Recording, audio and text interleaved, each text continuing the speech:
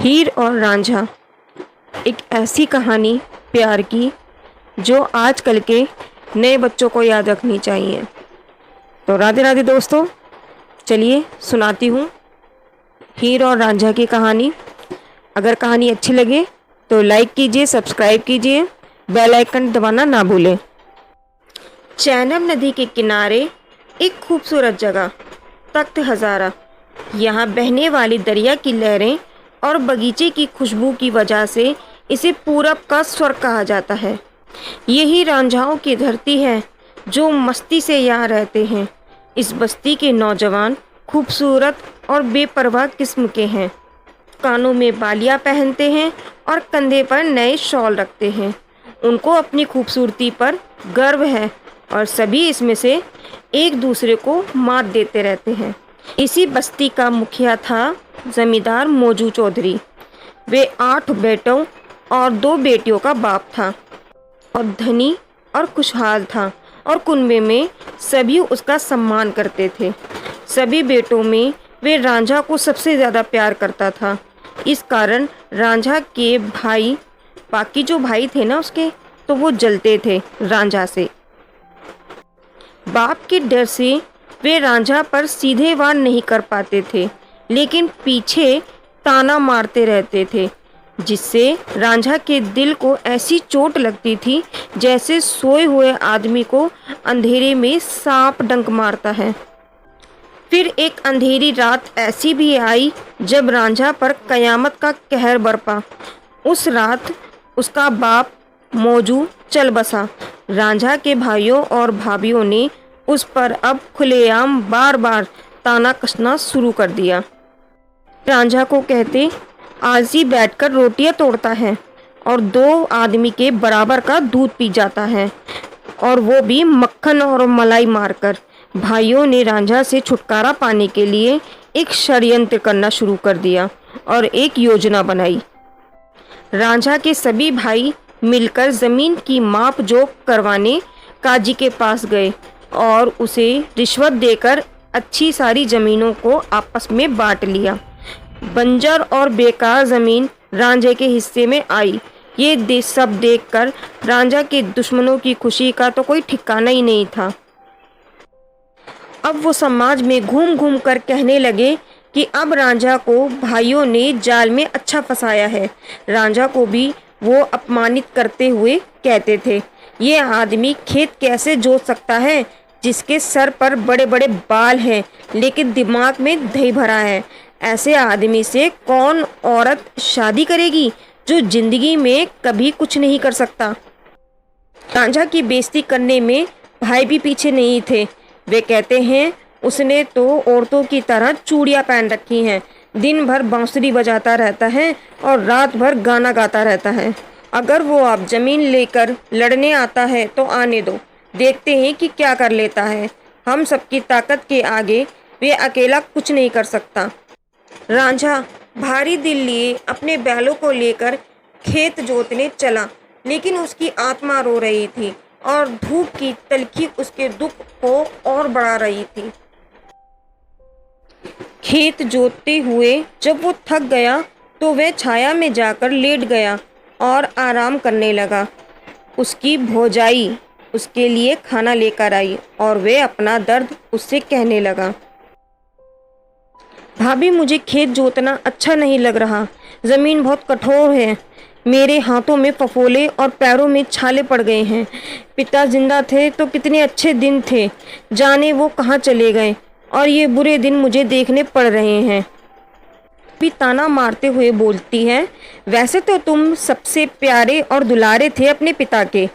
माँ के लिए तुम शर्मसार करने वाले बेटे थे। की बात सुनकर रांझा को बहुत गुस्सा आया और उसने जवाब दिया, सही कहा गया है कि औरत दगाबाज होती है।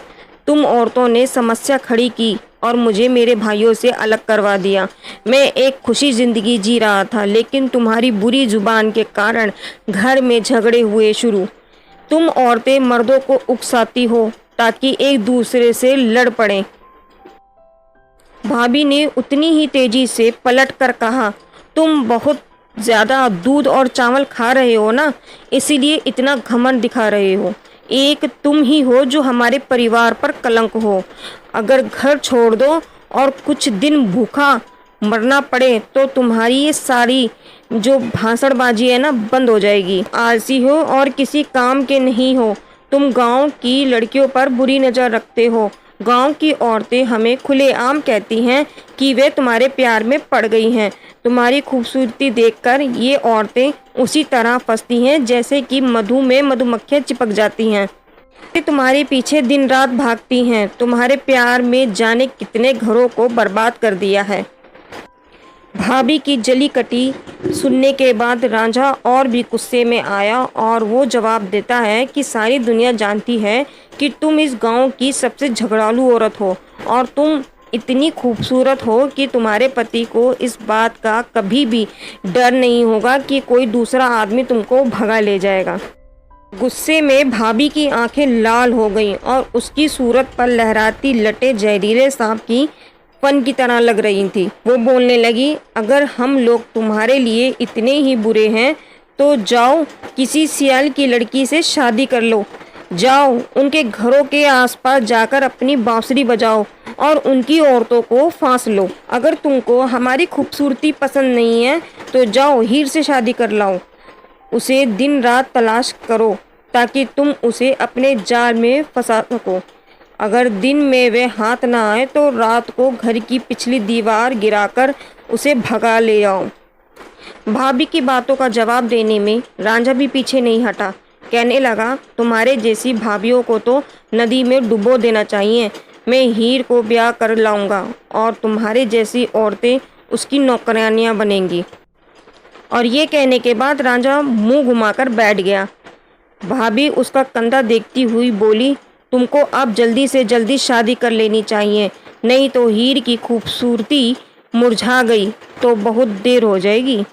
इस झगड़े के बाद अब रांझा अपनी बांसुरी को लेकर पिता के घर को छोड़कर जाने लगा। अब तक तो हजारा का पानी तक नहीं पीना चाहता था। गांव एक चरवाहा दौड़ा दौड़ा रांझा के भाइयों के पास गया और उनको इस बारे में बताया कि रांझा को अपने भाइयों और भाभी से फिर सामना नहीं हुआ। रांझा के भाई कहने लगे, रांझा क्या हो गया तुमको? हमारी पत्नियां तुम्हारे लिए नौकरानी की तरह काम करती हैं और हम लोग तुम्हारे गुलाम हैं। क्यों घर छोड़ के जा रहे हो? भाभियां कहने लगी कि हम खून के आंसू रोते हैं जब तुम हमें कड़वी बातें कहते हो।